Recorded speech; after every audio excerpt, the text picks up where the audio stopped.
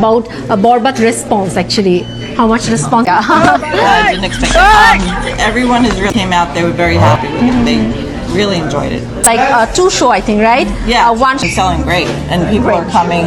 You know, Borbaad movie নাকি এখন new ইয়র্কে চলতেছে, কিছুদিন পরে অস্ট্রেলিয়া চলবে, এরপরে কিছুদিন পরে কানাডায় চলবে। এভাবে নিউজ করিতেছে বা এভাবে পোস্টাইতেছে আমাদের মিডিয়ার জগতের মিডিয়া নালায়ক গাবিনেত্রীদের পেজ থেকেও এগুলো আসতেছে। এখন এই বরবাদ মুভি বলেন, যে মুভি বলেন, গাবিনেতা গাবিনেত্রী বলেন, এরা সমাজকে কোনো কিছু দিতে পারে? সমাজকে কোনো ভালো মেসেজ দিতে পারে না? ভালো মেসেজ দিতে পারে না। তো কি হয় সমাজের এটাই হয়। কিছুদিন আগেই দেখতে পেয়েছেন আপনারা মেঘনা আলম বিভিন্ন জনের সাথে খাটকাবাতে গিয়ে প্রতারণার মামলা খেয়ে এখন সে কারাগারে, তার প্রতারণার মামলা খেয়ে এখন সে জেলে। সে শুধু এই কাজগুলাই করে না, শুধু আমাদের দেশের গাবিনেত্রী, অধিকাংশ গাবিনেত্রীরা সব সময় সমাজের মধ্যে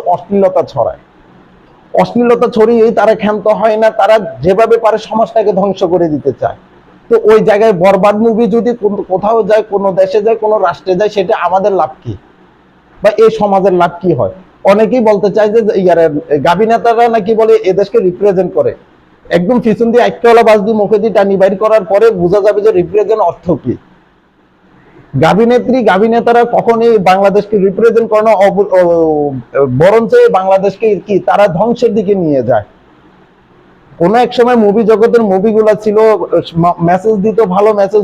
গাবিনেত্রীরা কখনো নিজের চরিত্রকে অভিনয়ের বাহিরে হরণ করতো না, এবং চুম্বকাণ্ড, এই কাণ্ড সেই কাণ্ড সরাসরি বা তাদের পোশাক আশাকের সব সময় শালীনতা ছিল।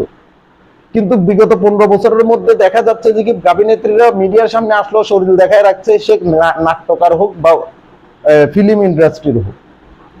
তো কখনোই ফিল্ম ইন্ডাস্ট্রির কেউ এই দেশকে রিপ্রেজেন্ট করতে পারে না। যারা রিপ্রেজেন্ট করে তারাই কি, যদি দেশকে রিপ্রেজেন্ট করে, এরা হচ্ছে যে প্রবাসী, এরা হচ্ছে যে এই দেশের ইঞ্জিনিয়ার টাইপের মানুষগুলা। কোনো ফিল্ম ইন্ডাস্ট্রির কেউ রিপ্রেজেন্ট করতে পারে না। আরো তারা দেশটাকে ধ্বংসের দিকে নিয়ে যায়, অশ্লীলতার দিকে নিয়ে যায়। এক একটা গাবিনেত্রী 2-3টা করে বিয়ে হয়। এই নালায়ক গাবিনেতা সাকিব খান, সে অপু বিশ্বাসকে একটা বাচ্চা দিয়েছে, বুবলিকে একটা বাচ্চা দিয়েছে। কোনো বিচার সম্মুখীন হইতে হয়েছে না? হইতে হয় না, কারণ সে এখন বাংলাদেশের সুগার স্টার।